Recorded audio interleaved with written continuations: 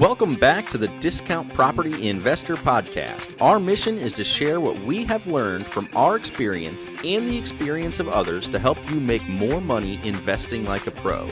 We want to teach you how to create wealth by investing in real estate the Discount Property Investor way.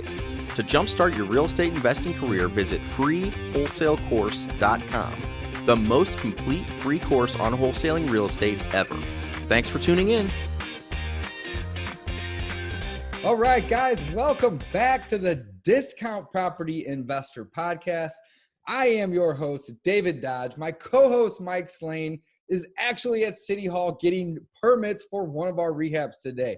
However, I am joined by a very special guest, and I would like to say that we are due to meet and podcast together. So I want to please welcome Cody Hofhine from Wholesaling Inc. Cody, how the hell are you today? Dude, I'm doing good. I think we've hit and miss each other so many times, and we'll talk to each other maybe on Instagram or Facebook, and here we are. So this is exciting that I finally get to meet you as well.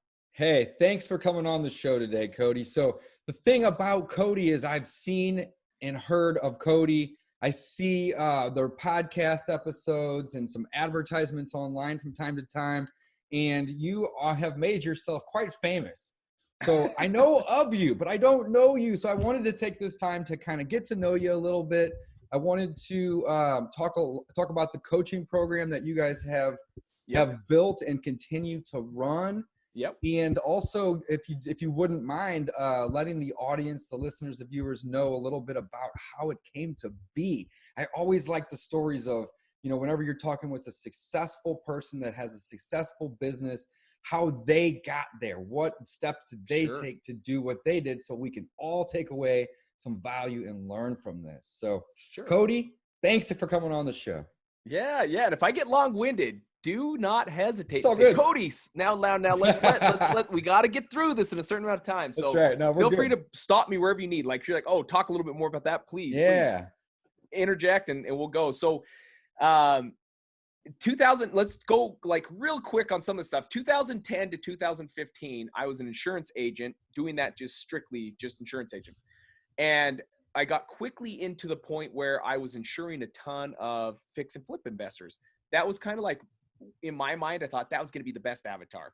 And I would go to the RIA meetings, not to learn about real estate. Like, it's so funny that I was just there for like, hey, can I sign up your rental? Can I sign up your home? You were there for the networking. That's it. It was just, in all reality, it's probably more selfish reasons. I just wanted to build my book of business. And I would go there all the time. And I started insuring just a ton of them. Now, as an insurance agent, if that was my long-term goal, it probably wouldn't have been actually the best avatar, because I was insuring all the fix and flips. They're on the book, they're off the book. Like, you're insuring them for 3 months. Yeah, you're not getting a whole lot of residuals. No, you're going to get that person's next deal, maybe, hopefully, but that's right. It's not going to be a 7, 10, 12-year payout. Right. That's right. So it's just a crappy policy. But for whatever reason, my mind was intrigued and inspired to go down that journey. And lo and behold, if I know like standing where I am today, did I know that was going to be the future, that I could actually get into the real estate world? No, like far from it. But now looking like here we are talking together and now looking back and knowing what I know, it's like, oh my gosh, like that was so inspired from someone a lot more than me, of leading and guiding me down a path that would be more fruitful, would be more fulfilling, something I'd be more happy about, and a way to really just serve people. Like, if there's anything in life that I love to do, and I was taught from a young age and then have been reminded throughout my life, and that is, if you could just find something that you love to do and just serve people with excellence, the money's always going to be the byproduct. And so I have to, so again, the listeners and viewers, guys, I don't know Cody. This is the first time we have talked literally on this podcast, but I'm trying to think of the right word here. I want to reiterate that and prove it, because when I messaged Cody on Instagram, the first thing he said was, brother, how can I provide value? So I love it. Boom. You nailed it. That's the truth of it. And I've had good people come into my life. David, you probably have people that have come into your life that have taught you something or are meant to be there for you in your life. Um, I wish I could say everything was unicorn and rainbows, but I actually don't believe I'd be the person I am if I didn't go through my moments of trial, tribulation, and challenges. As an insurance agent, my first year I made $19,000. I had 2 kids and a mortgage payment and my wife, and it's like 19 grand doesn't add up. It just never does. But we were in a neighborhood where someone just felt in tune and inspired to just stop by and always say hi and say some kind of a encouraging word. And he'd either bring like ice cream shakes or a plate of cookies. And he's like, hey, my family's thinking of you. Have a good night. And no one knew we were broke. We were, though. We were really broke, and no one knew it. We didn't share that with anyone. I wore a smile everywhere. Like, you'll always see me just smiling. And, at the bottom of those cookie plates and the bottom of the cups for the ice cream, there'd be like $500 taped to it or $1,000 taped to it. I'm not lying. This guy was incredible. And he was just in tune. He felt like there was a need. I never told him that, but what's not coincidental is it also was the money that we needed to get by. And so even though I had a great parents and a great raising of always serve, always give more than you ever charge in price. Like, whatever you charge in price, make sure you always give more than that in value, and you will always have a business that always goes. I was taught that as just a young child working with my dad in construction, and I got to watch that. And then as I grew up, those messages continued to go, and people would be in my life saying the exact same thing. And so it just kept me on track. And once I really adopted that mindset, even though I've heard it my whole life, and I actually stopped worrying about me and just simply started focusing on the client or the student or the person that's sitting in front of me telling me that they're losing their home and they need to be gone in 7 days. And it's like, I'm not worried about the home anymore. I'm just going to sit here and find out, how do I genuinely serve this person? We're all out there saying, I can give you a cash offer. We'll buy it as is, and we'll have no real estate commissions, and there'll be no fees, and blah, blah, blah, blah. And we start to sound like Charlie Brown's mom. It's like, womp, womp, womp, womp, womp. It's like, where do we differentiate ourselves, and how do we do something different? And man, there's so many times we're sitting down with the families that were going to be purchasing their home, and we're helping them in more than one way. We're helping them move to their next home, or we are helping them. One had never been on a trip for a long time. And so we're like, listen, where do you want to go? And they're like, well, we'd love to go down to St. George. We put them up in a big old home so they can enjoy their family down in St. George. And it's just, I don't want to be the person that just goes out there and says, we buy homes cash as is and no commissions. It's like, how do I go over and above? And the byproduct is, don't worry about the home. Like, just worry about them and be a problem solver. And if you can have the mindset of, we're really not in the real estate game, we're in the problem solving game. And we are in the people game. Yeah, that's right. And absolutely. the better you can solve their problems, then the byproduct is you get a contract that allows you to purchase their home. And this gentleman that came to my neighborhood taught me that. I was like, this was while you were an agent. That's right. That's right. Okay. And when I was broke, like, that was $19,000 a year. And then maybe it bumped up to like 27 the second year. And he would just conveniently come by. And so me and Wendy, my wife, Wendy, we decided to, like, we'd always give back. And so whether people have a spiritual side or not, I'm not saying that. So whether it's a God, whether it's karma, whether it's universe, whatever it is, ours is God. And we just committed to God. We'd say, hey, we want to be successful. They're not for us, but we want to be successful so we can help more individuals. We want to have an impact on people's life, much like this individual had on our lives. And that's when it just started clicking.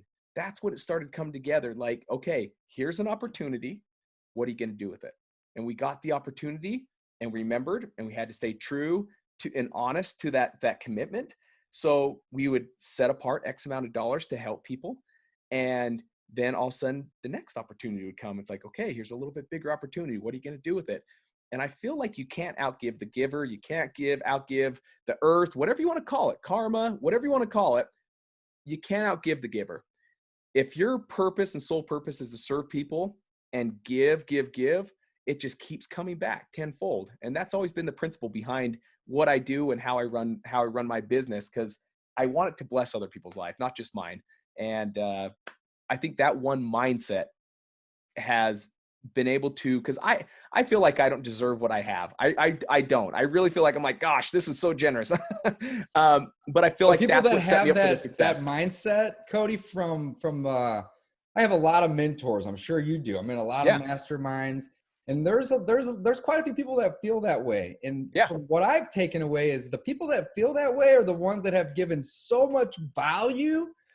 Yeah. That it's like, it's good to be humble, but at the same time, man, having that feeling is a good feeling.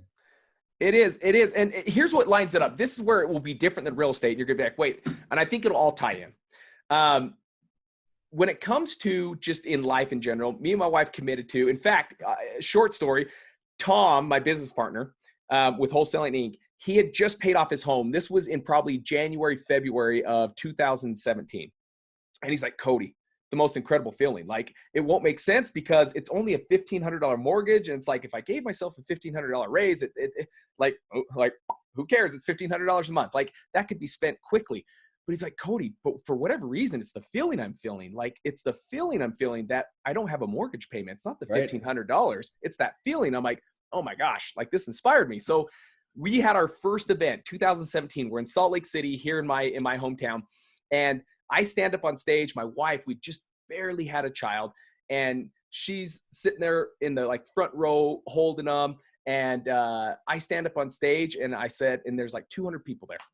I said, hey guys, I owe darn near $300,000 on my home.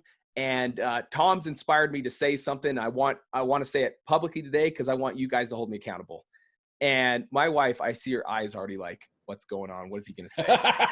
Damn it, Cody, what are you doing? Yeah. This is April of 17. And I stand up and I say, I am going to pay off my mortgage before the end of the year. This was $293,000. And I see my wife's jaw go, like, eyes go from this to jaw, like what are you talking about? Right. Because we put that now at front of sight, front of mind, I think so many times we don't have a crystal clear where we want to be or what we want to accomplish. And because of that, we never see the path, how to get there. Most people just kind of go through the day and it's like, oh, here's a good opportunity, let's take it. Oh, here's a good opportunity, let's take it. Where if it doesn't serve the outcome that you're looking for, like, I wanted to pay off my mortgage. And so tons of opportunities will come. And then I could look at the opportunity and say, okay, does that serve me to pay off my home? Or does that distract me from paying off my home? And so I was able to determine, like, no. And the funny thing is, you say no a lot more than you say yes. You've got to say no to more and yes to less.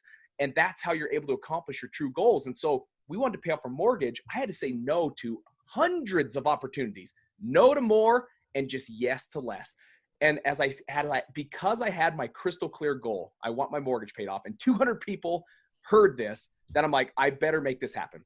Boom. That's the title of the show. Say no to more. Say yes to less. Yes to less. Man, I like it. That's it. I like. Let's go with that. That was a little. I should coin that. That's one I came up with. Probably about a year ago.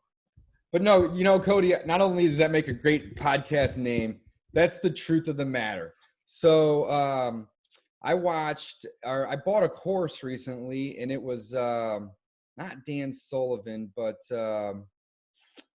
why can't I think of it? Insanity something. Anyway, the whole course was about learning how to say no. Yeah. And, and some of the ways, just real quick, I don't want to go off on too many tangents, of course, but one of the ways that they taught you to change the way you think about things really opened up a lot of doors for me. So here's an example. I don't have a job. I'm an entrepreneur, but most people have jobs, right? So they're at their job, and I guess you could say my business is my job. But let's say you're at your job and it's 4:30 in the afternoon. You're getting ready to go home, and your colleague says, "Hey, you want to grab a beer?"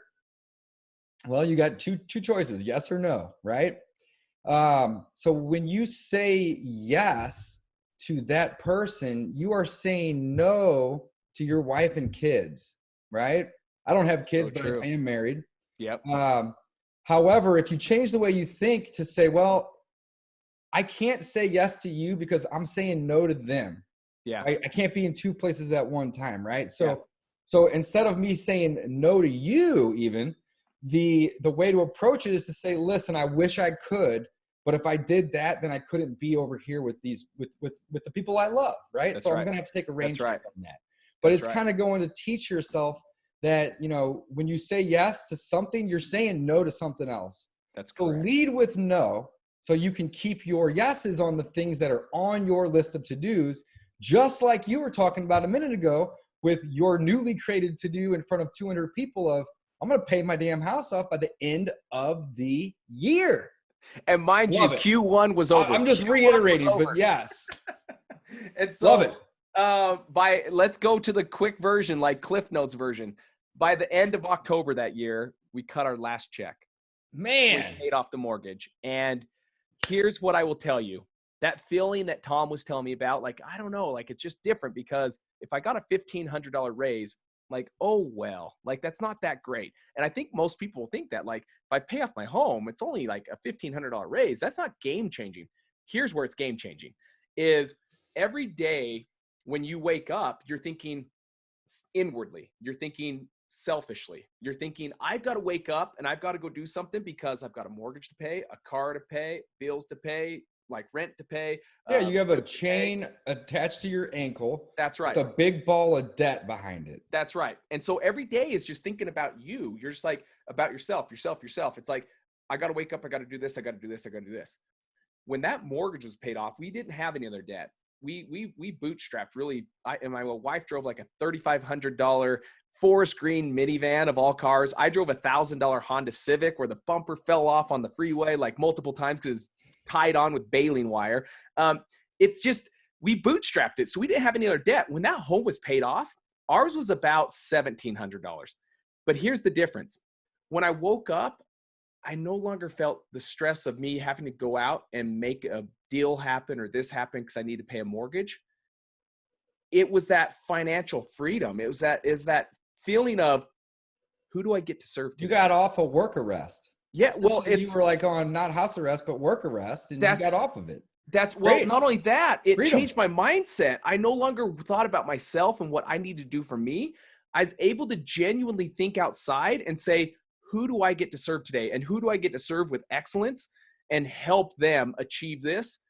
And it made me think differently. I was no longer thinking about myself. I was now thinking about my students every single day. Tom and I, we woke up and we'd sit there and we'd thought, okay, how do we help Sally, the first-time student, get her first deal? And we just thought about them. And how do we keep giving more value than we ever charge in price? How do we set them up for success? How do we get them deals? And how do we just keep serving? That was a byproduct of being debt-free. Was I no longer worried about myself. Now all I did is worry about others. And really, that is when you talk to gurus and you talk to when you talk to like the most incredible leaders in the world, the John Maxwells, the Tony Robbins, the Darren Hardys, like you talk to these. Darren Hardy, that's the thing I was talking about. He's good. And you talk to those individuals and they tell you it's always give. And then the byproduct is you're going to get all the money you could ever worry about. Like your paycheck is directly correlated to how much value you bring to the world. And so when you wake up every day and just want to serve people, the byproduct is you're going to get paid very, very well. But it wasn't for me. It was, how do I just genuinely serve people? And because of that, we got paid very well. Mm-hmm. That was the paradigm shift. I no longer thought about myself. I thought about everyone else. So Cody, let's do me a favor here. Let's back up for a second. So you were an agent in 2010 to 2015. You had a neighbor or somebody that lived nearby that was kind of helping you out. And that was just like an angel, it sounds like. Somebody that just kind of saw through your bullshit, no offense. Yeah. But he knew that you needed help and he started helping, which is amazing. Yeah. What an awesome human. And I would assume that he became a mentor of yours and he started teaching you real estate. Is that what happened? No. So he had nothing to do with it. He was just a kind individual that saw a need and fulfilled it. That's it. Wow. He was a corporate America guy that did very well, made over $500,000 a year and just didn't use it for himself. He used it to, how can he bless other people's lives? And I learned a lot from that. I learned a ton from that. you can't pay a guy back that already has enough money. And so all you can do is choose to pay it forward instead of paying it back, and make sure that you always do the same thing. So that's what we learned. That's very cool. So what got you into real estate? What transitioned you from the insurance agent to real estate investor? Let's talk about that, if that's all right. Yeah. 2015, I come home early. I wanted to surprise my wife. I had spent a couple long days at the office. So the following day, I'm like, you know what? This work can wait. So I went home. Sorry to interrupt. This is pre-event with Tom. Yeah, this is 2015. Okay. This is prior to getting into real estate. Like I'd gone to a lot of real estate meetings. Sure. Just to go get insurance business. But you were getting the insurance people. That's I right. like it. That's right. Cool. And so I went home early. I walk in through like the front door, walking through the living room and in the kitchen, and I hear crying. And I knew something was wrong. Like instantly I knew something wrong. My gut just like sank. And it was my wife, and her head's down in her hands, and she's at the table. And my heart just sunk. So I said, "Hey, Wens, what's wrong?" And she wouldn't say anything. She's just like sniffing and like crying. Yeah. Like it's hurt. Whatever it is, it's hurt. And I said, "Wens, talk to me. What's going on?" And she says, "Cody, like I try to stay positive. I try to support this, but I don't know how we're going to pay our bills this month. Like we don't have enough money still." And that's when it just like gut wrench, like just hurt. Almost like, Cody, you're not fulfilling. Like you're not doing your job. Like you're not providing for the family. You're not doing what you're supposed to do. And thank goodness there was, during that day, Tony Robbins, I just listened to him on YouTube, and I can still hear it like it's yesterday. And he says, if you want life to get better, it's you that has to get better. If you want life to change, it's you that has to change. And so at that moment, the problem 99% of the time is looking at you in the mirror. And I'm not trying to point my finger, Cody. So true. By all means, just communicating. But man, it's called the accountability mirror. That's right. Exactly what it is. The mirror is the accountability mirror. That's right. Man, I love that. I could have kicked him a dog. Thank you so much for sharing some of these vulnerable times. This means a ton. Yeah. I think this is where people is reality, because I know there's people out there listening to this, David, that are like, this kind of sounds like my story. And I hope what I learned from it is something they can implement and see the direct result of what I learned from it. And here's the thing is, I had to be willing. I had to be humble enough, because so many times it's easy to go kick the dog or yell at your football coach or your mom or your dad or your spouse or your kids. And it's like, the problem is looking at you in the mirror.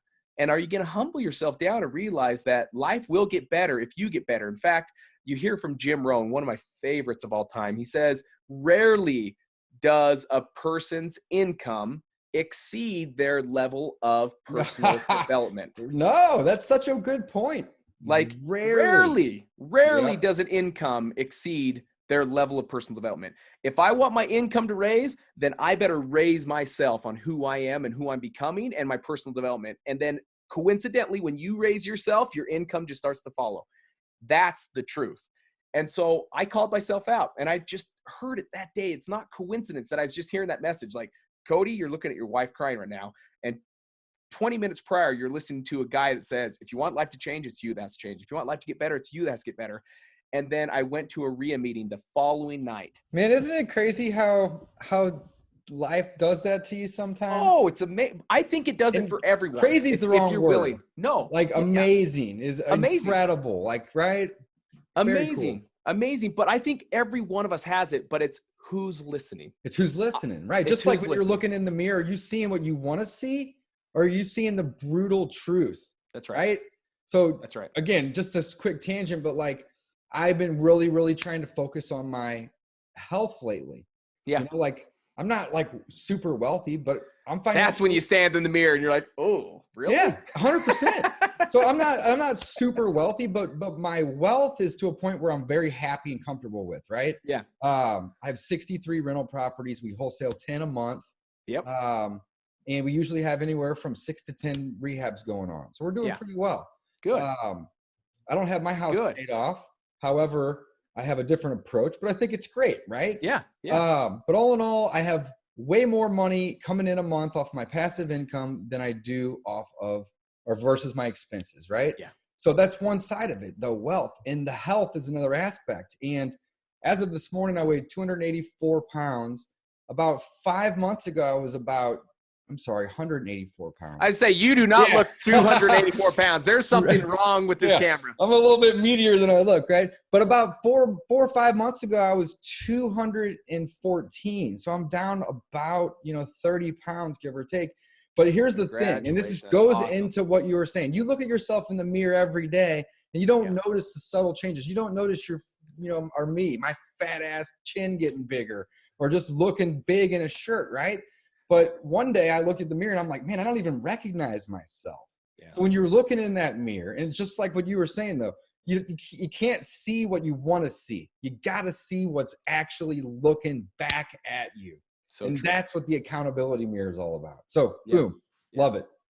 So that's next day I go to RIA meeting and a guy's talking about how he did put a deal under contract and in 3 days he made 27,000. I'm like, you dirtbag. I made 19 grand after 365 days. Like, and I can't sell you the insurance on it because you're going to wholesale it. That's right. So I just like, okay, it's time. Like, it's time. It's going to be uncomfortable. It's going to be very uncomfortable. There was very little money to coming in. And so I went up to him afterwards and he was honest with me. He says, Cody, you're the type of person that you'll kill it. And I don't want to raise my competition. So I don't want to mentor you. And I said, at least you said this up front, like, grateful for you. Yeah. Thanks for being honest. I get it. Yeah. I started listening to podcasts all over the place and I was listening to everyone you could think of.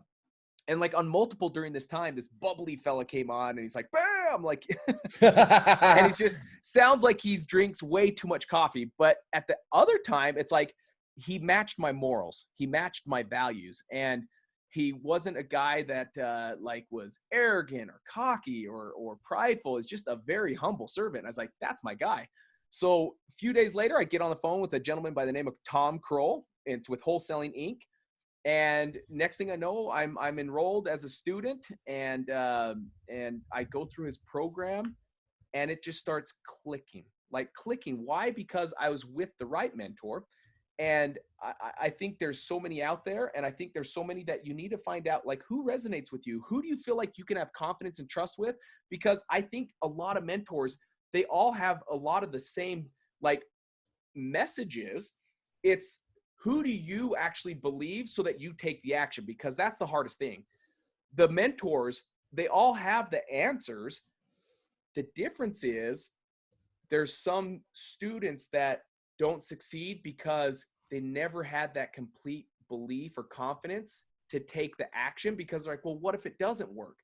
I had such conviction in myself, like, that's my guy. And if he tells me I have to pluck a hair off a camel's back and then kick a horse, like, I don't care what it is, I will do it because he's telling me and I believe him. I trust him. And I just followed his instructions step by step. And 39 days later, I did a $24,000 deal. And I was just like, what? I started crying. I remember crying like a baby to my wife. I was like, what? Like, what? This doesn't happen. 24K in 39 days. And then it just started. And I spent 365 days last year making about the same roughly, and that's right. That's right. And so it just started snowballing. From there, it went from faith to fact. It's like, okay, not only do I have to have faith in the process, I've now done the process and I now saw the check in my bank. I no longer need faith. I've seen it. It works. And once you turn to fact, game over. That's when you got all these great sayings. Faith to fact. I mean, that could be an episode title. Maybe I have to do another episode, man.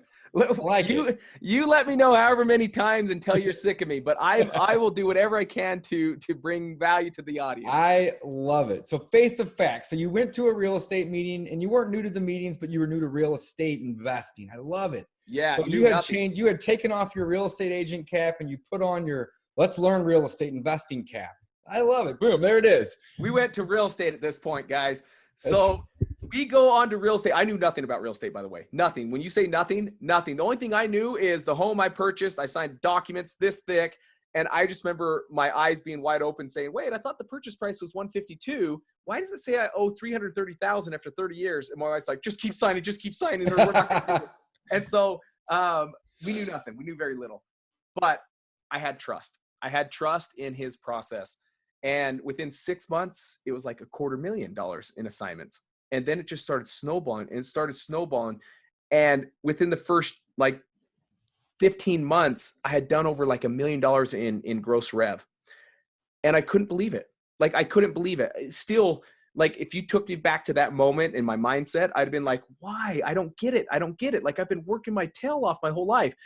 And I will tell you, it happened. And then I'd reach out to Tom and talk to him. And this is now kind of tying it all together. Tom and I got on the phone. He's like, dude, Danielson should never be able to win Mr. Miyagi. Like, what's going on? Like, you're the student and you're winning. Like, what are you doing? And so I started just telling him, like, you gave me all the instruction. And then I just found some unique ways while I was out there. And we had both background. I love sales. And so I found better ways to negotiate. And I found better ways to do this. He's like, Cody, we got to team up. Like, this is going to be too good. Like, there's so many people. But here's the thing. He didn't look at me as like cha-ching money signs. We went in even partners. He'd already you were providing value right back to him. That's right. That's right. And I was willing to call him whenever, and his acquisition manager would be like, Dan, here's the thing. Go out there and try this. And then it worked. And so Tom's like, dude, we got to team up. There's still too many. Tom was bankrupt. Tom, before he got into real estate, that's why he got into real estate. His brother-in-law, or not his brother, stepbrother, Todd Toback, was like, dude, I'm sick of watching my sister-in-law cry every night over your patheticness. Like, this is how brutal his brother was. He's like, over your patheticness, you're getting into real estate, you're getting in a car, and I'm going to tell you what your first step is. Get in the car and call me in your car. Like, boom, started going. His whole point was he came back from, he was a bankrupt individual. I wasn't bankrupt, but I was struggling to make ends meet every month. And so it was so cool to hear Tom say, we got to team up. And here was his answer. He says, not because we could make so much money together. And I think that's something that most people would fall into that trap. He literally said this, Cody, we need to team up. And I said, Tom, talk to me. What does that look like? He says, I don't know, but here's the thing. There's so many Tom Krolls out there and so many Cody Hofhines out there that are still struggling and have bankruptcy. And we've got to find all the Tom Krolls and all the Cody Hofhines and let them know that they can do this. And I was just like, yeah, that's sweet. Yeah. Like, that's I'm part of that mission. Let's go. That is awesome. That's why we teamed up. I love it. Hey, thank you for sharing that. So I had Tom Kroll on the episode, or on the show, episode number 83. And we published that April 18th, 2019. So that was almost a year ago. You're talking 1 week away from a year. So it's sweet to have you on today, because we'll basically be publishing this in another week or two. So no coincidences. Week from a year. Coincidences. I love it. So you guys went in with the mindset of, we are so blessed to have met each other and have this information that has transformed our lives. And you guys paid it forward, which I think is so cool. And you said, let's go out and find all the Tom and Codys that are like us, that are struggling, that, we could better their lives. And the rest is history. So now you guys have had, thousands of students. You guys are, I would go out on a limb to say this, but the premier wholesale coaching program out there.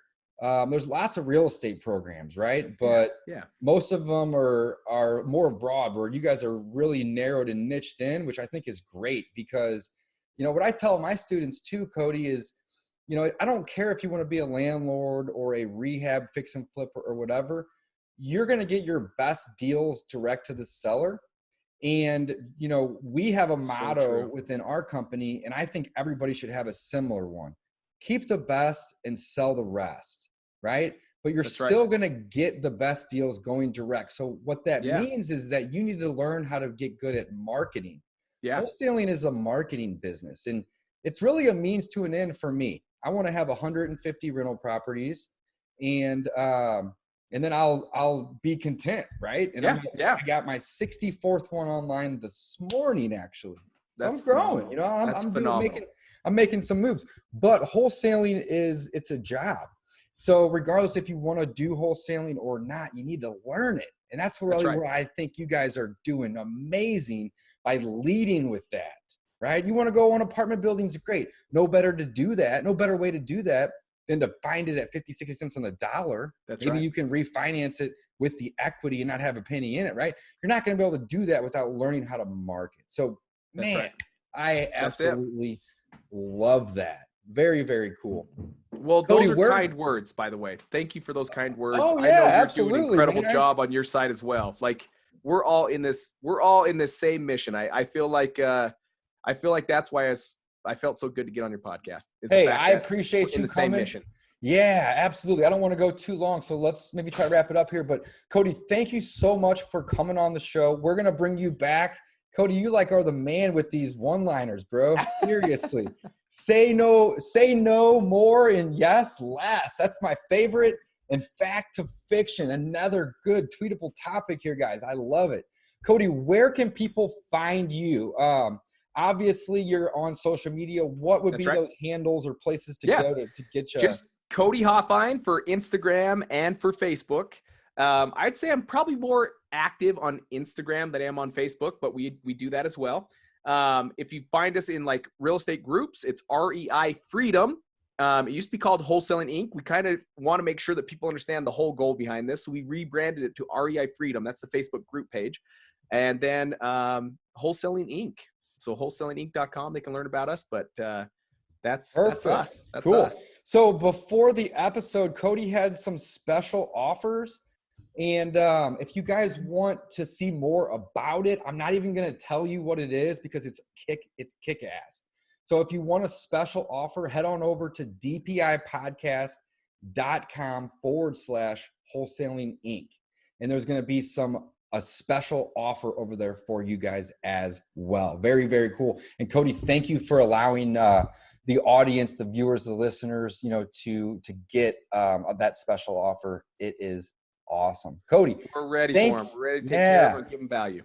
Hey, thank you so much again for coming on. I appreciate it. Not only was it great to get to know you, but there was several gold nuggets in there that I know I learned a couple things, and I'm sure that the audience, the listeners, the viewers definitely learned some stuff.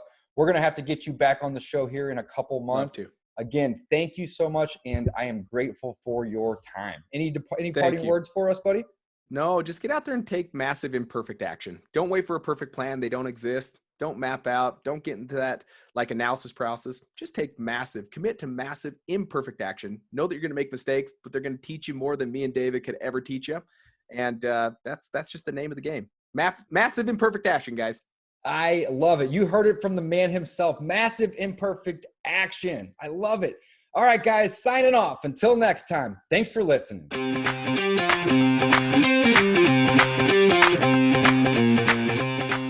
Thanks for listening to the Discount Property Investor Podcast. If you enjoyed this episode, please like, share, and subscribe to help us reach a wider audience.